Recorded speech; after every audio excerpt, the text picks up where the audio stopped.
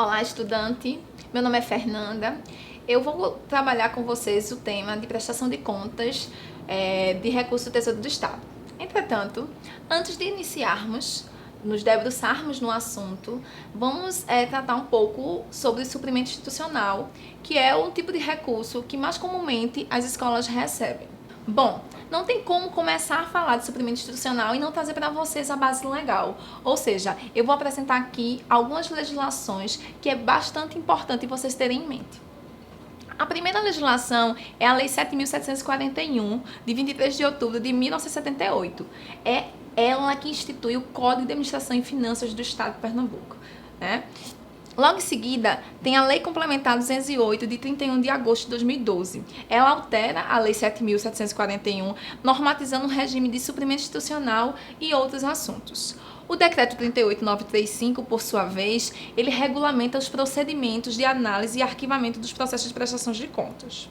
Já o Decreto 39.473, ele regulamenta a utilização do suprimento de fundos institucional. É bastante importante que vocês tenham essa legislação sempre próxima de vocês, para qualquer dúvida, vocês tirarem. O decreto 40.823, ele altera o decreto 38.935, tá? Em relação aos prazos de prestação de contas.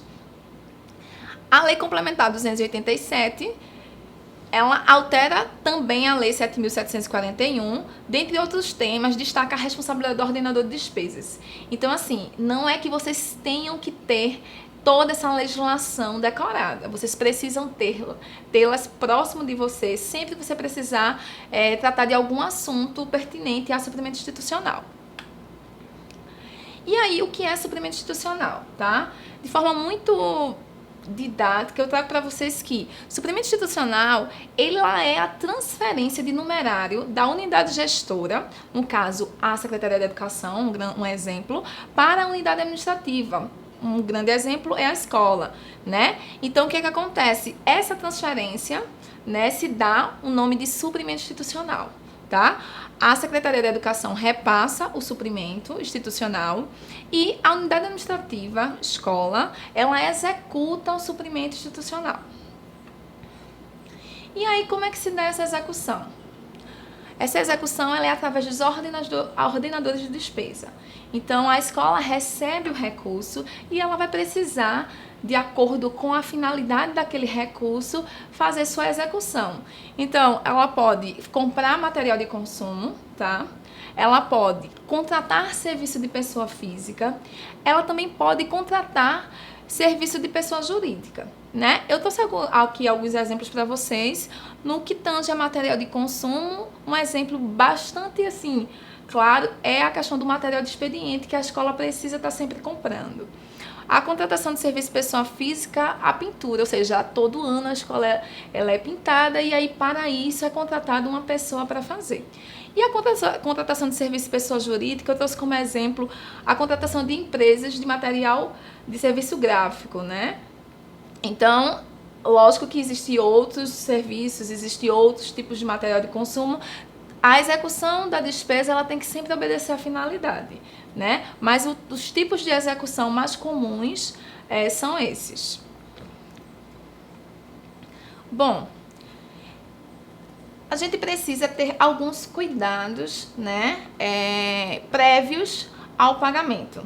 E aí, quem tem que ter esse cuidado prévio é o ordenador de despesas, são as pessoas que executam o recurso. Então, eu trouxe alguns cuidados que vocês precisam ter em mente antes de executar o pagamento da despesa que vocês vão contratar, ok? Vamos lá. Aqui eu trago, antes de executar a despesa, é importante ficar atento a alguns detalhes que ajudará bastante na composição da prestação de contas. Ou seja, cuidar da execução, ela necessariamente está atrelada a cuidar da prestação de contas, tá? Então, um exemplo de cuidado. O valor indicado das notas fiscais e documentos equivalentes ou recibos equivalentes corresponde ao contratado. Gestor, aluno, estudante, você precisa saber se você contratou um serviço por um valor, aquele valor tem que estar constando ou na nota fiscal, no caso de contratação de serviço terceira de pessoa jurídica, ou no recibo, se foi pessoa física. Então, o valor tem que ser igual, não pode estar diferente. A data está de acordo com a data de entrega do material ou da prestação de serviço, ou seja, você não pode ter uma data divergente. Então, é muito importante se atentar à data. A nota fiscal apresentada como comprovação da despesa está com data da validade aceitável.